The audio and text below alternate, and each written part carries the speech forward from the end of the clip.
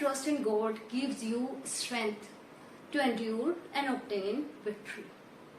ये आपका भगवान में विश्वास ही होता है, ये आपका गॉड में विश्वास ही होता है जो आपको मुश्किलों से लड़ने की ताकत, हिम्मत और हौसला देता है। ये हमारा भगवान में अटूट विश्वास ही होता है। तो चलिए आज बात करते हैं एक ऐसे ही अटूट विश्वास की जो भगवान में एक बंदे का है, एक फार्मर का है, और वो उस विश्वास से हमें क्या सीखने को मिलता है। तो चलिए आज स्टार्ट करते हैं a letter to god summary of this chapter. इस चैप्टर की डिटेल एक्सप्लेनेशन देखना चाहते हैं तो आपको डिस्क्रिप्शन में एक लिंक मिल जाएगा। और आज हम बात करेंगे इस चैप्टर की समरी की। इन शॉर्ट इस चैप्टर को समराइज करते हैं। लेंजो एज अ फार्मर, लेंजो's hope for rain, hope into despair, firm faith in God, help from postmaster, Lenjo called post office employees a bunch of group. Irony. So this chapter is all about faith in God, firm faith in God. तो यहाँ पर ये story है एक Lencho जो कि एक farmer है, जो बहुत हार्ड वर्किंग फार्मर है, जिसको इस चैप्टर में कहा गया he is an ox of a man. कि वो होता है ना कि जैसे कि हम कोई इंसान बहुत ज्यादा हार्ड वर्किंग होता है तो उससे कंपेयर कर दिया जाता है कि वो एनिमल्स की तरह काम करता है, क्योंकि एनिमल्स जो होता है वो ज्यादा टायर्ड फील नहीं करते हैं, राइट। तो उसकी हार्ड वर्क को कंपेयर किया गया है एनिमल से, कि वो जानवरों की तरह काम करता है लेकिन वो थकता नहीं है। तो वो बहुत ज्यादा हार्ड वर्किंग फार्मर है और उसके हार्ड वर्क का ही रिजल्ट होता है कि उसकी क्रॉप जो होती है वो बहुत ज्यादा राइप हो जाती है और अब वो कटने के लिए बिल्कुल रेडी है। अब सिर्फ कमी है तो एक रेन ड्रॉप की, राइट। तो वो फील करता है, वो होप करता है कि काश थोड़ी सी बारिश हो जाए, थोड़ी सी रेन हो जाए ताकि उसकी फसल और अच्छी हो जाए। तो वो होप करता है and he is very happy. इस चैप्टर में इसकी फैमिली में एक लेडी का डिस्क्रिप्शन है, एक कुछ बच्चों का डिस्क्रिप्शन है, लेकिन ये नहीं मेंशन हुआ है कि वो लेडी उसकी वाइफ थी, वो बच्चे उसके बच्चे थे। मतलब वर्ड्स मेंशन नहीं हुए, लेकिन अंडरस्टूड सी बात है कि वो उसके बच्चे उसकी वाइफ ही थी। तो वो टाइम था कि वो उसके बच्चे, बड़े जो बच्चे थे, बॉयज थे, वो उसके साथ काम कर रहे थे और छोटे बॉयज जो थे वो खेल रहे थे। तो एक लेडी अंदर से आवाज लगाती है कि खाना रेडी है। तो वो जैसे खाना खा रहे थे तो एकदम बारिश की आवाज आती है और वो बाहर आ जाते हैं, वो एंजॉय करना स्टार्ट कर देता है। वो बहुत ही ज्यादा लेंचो बहुत ज्यादा हैप्पी हो जाता है और देखता है कि अब उसकी फसल बहुत अच्छी हो जाएगी। लेकिन देखते देखते और वो उन रेन ड्रॉप्स को कंपेयर करता है कि ये पानी नहीं बरस रहा, ये रेन ड्रॉप्स नहीं है, ये कॉइन्स है। कोई 5 सेंट का कॉइन है, कोई 10 सेंट का। जो छोटे छोटे हैं वो 5 सेंट के और जो बड़िया वो 10 सेंट के हैं। तो वो कंपेयर करता है, लेकिन देखते देखते वो बारिश जो होती है, वो शावर जो होता है, बूंदाबांदी जो होती है, वो हेयर स्टोन में चेंज हो जाता है। हेयर स्टोन ओले पड़ने लग जाते हैं और उसकी देखते देखते उसकी फसल पूरी बर्बाद हो जाती है। तो जब वो देखता है कि उसकी फसल बिल्कुल बर्बाद हो जाती है, बिल्कुल डिस्ट्रॉय हो जाते हैं, तो वो खड़ा होता है। ऐसा लगता है कि किसी ने, वो ओले इतने एक्सेस में पड़ जाता है कि ऐसा लगता है कि किसी ने व्हाइट शीट बिछा दी हो सॉल्ट की, और कुछ भी ग्रीन तो कुछ भी नजर नहीं आता है वहां पे। लीफ, कोई भी लीफ ट्री पे नहीं बची है, एवरीथिंग वाज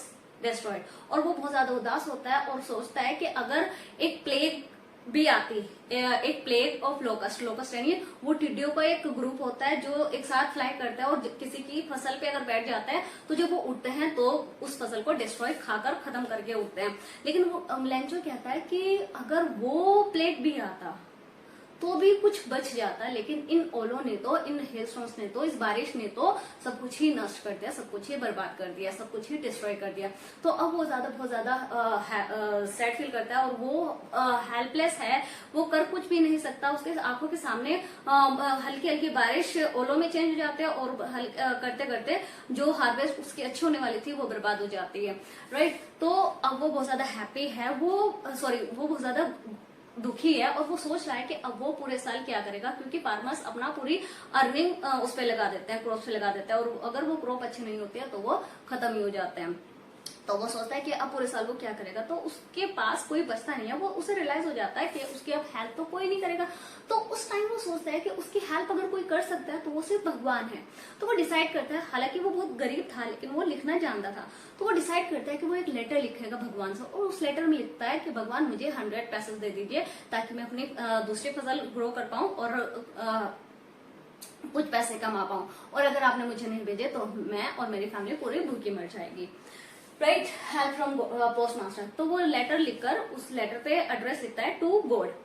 तो टू गॉड जब वो लिखता है तो जब वो पोस्ट ऑफिस पोस्टमैन उसे खोलता है तो वो बहुत ज्यादा हंसता है क्योंकि उस पे एड्रेस था टू गॉड, और वो बहुत ज्यादा हंसता है, हंसते हंसते वो उस लेटर को पोस्ट मास्टर को देता है। तो पोस्ट मास्टर ऑल्सो लाफ्ड। वो सारे जो एम्प्लॉयज होते हैं वो बहुत ज्यादा हंसते हैं, लेकिन एकदम वो जो पोस्ट मास्टर होता है वो बहुत ज्यादा amiable, gentle, kind, friendly person होता है। वो हंसते हंसते एकदम सीरियस हो जाता है और वो सोचता है कि कितना टूट विश्वास है, उसे रियलाइज हो जाता है और वो उसे फील होता है कि इतना विश्वास जो उसने अपनी लाइफ में कभी नहीं देखा, जो उसने एड्रेस जो उस पर लिखा था टू गॉड वो अपनी लाइफ में कभी नहीं देखा, कि ऐसा विश्वास तो भगवान में टूटने नहीं देना चाहिए, इस बंदे की हमें हेल्प करनी चाहिए। तो वो अपने पोस्ट ऑफिस एम्प्लॉयज के साथ मिलकर कुछ पैसे इकट्ठे करता है और पैसे बस कमी ये रह जाती है, वो पैसे 100 नहीं कर पाते, वो सिर्फ 70 पैसे कर पाता है। तो 70 पैसे एनवलप में कवर करके उसको लेंचो को देता है और वो डिसाइड करता है कि वो खुद लेंचो को हैंड ओवर करेगा, क्योंकि वो देखना चाहता है कि वो बंदा जिसने भगवान से पैसे मांगे और जब उसे पैसे मिल जाएंगे तो वो कैसा फील करेगा, वो उसका रिएक्शन देखना चाहता था। लेकिन what happened, nothing was there. उसके चेहरे पर, उसके फेस पर कोई एक्सप्रेशन ही नहीं थे। एक्सप्रेशन मतलब वो सरप्राइज ही नहीं था। इनफैक्ट जब उसने वो एनवलप खोल के देखा तो वो बहुत ज्यादा गुस्सा हो गया। क्यों? क्योंकि उसमें 100 पैसे ना होके उसमें 70 पैसे थे और वो बहुत ज्यादा गुस्सा हो जाता है। क्यों? क्योंकि वो उसे 100% श्योर था कि भगवान मुझसे कम पैसे तो मुझे दे ही नहीं सकते, भगवान से मैंने जितने मांगे भगवान तो उतने ही देंगे, भगवान कम क्यों देंगे। तो वो एक अनदर लेटर लिखता है, उस लेटर में लिखता है कि भगवान इस बार पैसे तो भेजना बचे हुए, लेकिन यहाँ मत भेजना, मनी ऑर्डर के थ्रू भेजना, क्योंकि यहाँ के जो एम्प्लॉयज हैं they are bunch of crook, ये धोखेबाज हैं। इन्होंने मेरे पैसे ले लिए, क्योंकि आपने तो डेफिनेटली 100 पैसे भेजे होंगे, इन्होंने क्या पैसे ले लिए, तो प्लीज मुझे मेरे पूरे पैसे भेजना, यहाँ से मत भेजना। So this is the irony of this chapter. इस चैप्टर की आयरनी है कि जो लोग हेल्पर्स थे उन लोगों को रिवॉर्ड तो नहीं मिला, इनफैक्ट उन्हें कहा गया हेल्पर्स बन गए चीटर। इसका लिटरल मीनिंग क्या है? बंच ऑफ क्रूक यानी धोखेबाज। लेकिन एक्चुअल में वो धोखेबाज नहीं थे, वो थे हेल्पर्स, वो मददगार थे, वो मदद करने वाले थे, धोखा देने वाले नहीं थे, मदद करने वाले थे। राइट? तो आयरनी का मीनिंग क्या होता है? आयरनी का मीनिंग होता है लिटरली उस वर्ड का मीनिंग कुछ और हो लेकिन एक्चुअल में कुछ और हो। अब लिटरली इसका मीनिंग है धोखेबाज, लेकिन एक्चुअल में वो धोखेबाज नहीं थे, वो तो हेल्पर्स थे, वो तो हेल्प कर रहे थे। So this was the summary of this chapter. Lencho एक फार्मर है जो बहुत हार्ड वर्किंग है। लेंचो होप करता है और जब उसके क्रॉप जो है वो फसल कटने वाली जो हो जाते हैं, अब वो चाहता है कि थोड़ी सी बस रेन हो जाए। होप इंटू डिस्पेयर, लेकिन वो देखते देखते उसकी जो होप होती है जो अच्छे के लिए होती है वो डिस्पेयर में चेंज हो जाती है। वो जो आशा कर रहा था, वो जो हैप्पी था बारिश होने से, वो दुखी हो जाता है जब उसकी फसल जो होती है वो डिस्ट्रॉय हो जाती है। फिर फेथ इन गॉड, अब उसका काम आता है भगवान में अटूट विश्वास। वो एक लेटर लिखता है और भगवान से पैसे मांगता है।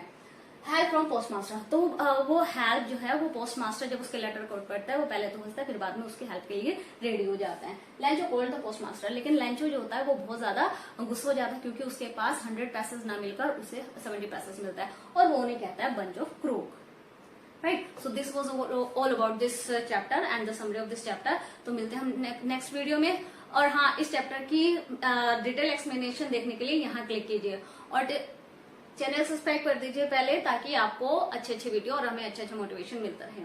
तो चलिए मिलते हैं हम अपने नेक्स्ट वीडियो में, जिसमें एक नए चैप्टर नए पॉइंट के साथ हम मिलेंगे। Till then, good bye.